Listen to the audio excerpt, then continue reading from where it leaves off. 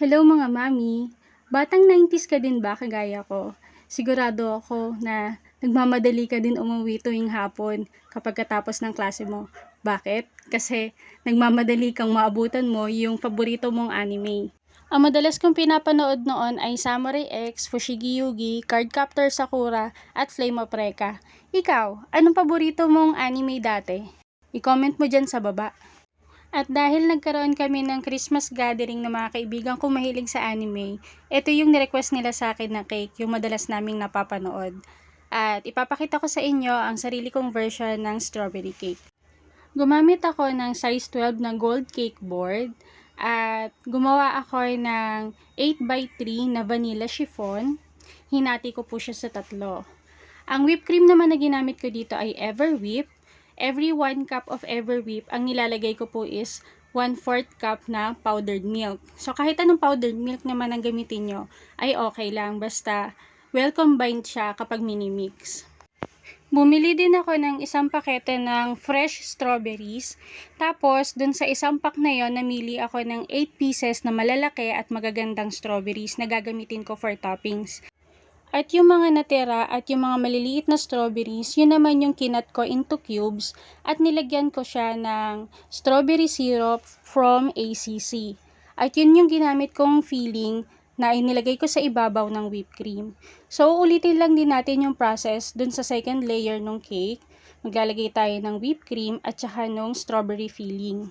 Kung mapapansin nyo, wala akong nilalagay na sugar syrup dun sa ating vanilla chiffon. Bakit? Kasi yung mga kaibigan ko, may hilig sila sa mga cakes na hindi masyadong matatamis. Kaya tamang-tama lang yung ating whipped cream at saka yung strawberry filling na nilagay natin dito. Kasi kapag kinain mo siya, hindi ka masyadong mauumay. Talagang makakadami ka ng kain. Nilagyan ko din po pala ito ng paper straw sa gitna para kapag binyahin namin, hindi siya magagalaw or magi-slide. So, kahit anong cake naman na ginagawa ko, kahit one tire na cake lang siya, nilalagyan ko na talaga siya ng paper straw or ng Zago straw para hindi siya nagi-slide kapag binabiyahe. So, after kong malagyan ng straw, nilagyan ko na siya ng frosting, yung paligid ng cake at yung ibabaw, tapos sharp edge ko lang siya. Tapos gamit yung ating malaking border tip na madalas nating nakikita sa mga Korean cakes.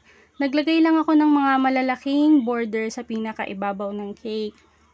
At pagkatapos, same size din ng border sa ibabaw, ganun din kalalaki yung border na nilagay ko sa ilalim. So, ganito lang kasimple yung mga strawberry cake na makikita mo sa mga anime na napapanood mo. So, hindi ko alam kung bakit sa mga Japanese anime, madalas talaga makikita mo mga cake nila is strawberry. Siguro, yun talaga yung mga paborito ng mga Japanese. Tapos, naglagay na ako dito ng decoration sa ibabaw. Kinuha ko yung mga malalaking strawberries. Tapos, nilubog ko lang din siya dun sa ACC strawberry syrup. O kahit sa simple syrup lang para kumintab yung ating strawberry toppings. So, ganito lang yung magiging itsura ng ating cake. Simple lang, madaling gawin, at napakasarap. So, kung ako sa inyo, itry nyo na rin mga mami dahil sigurado ako magugustuhan to ng mga kaibigan at pamilya ninyo. So, please, paki-like, paki-follow, at paki-share din po nitong video na to. At kung may tanong kayo, i-comment nyo lang dyan sa baba. Maraming salamat po!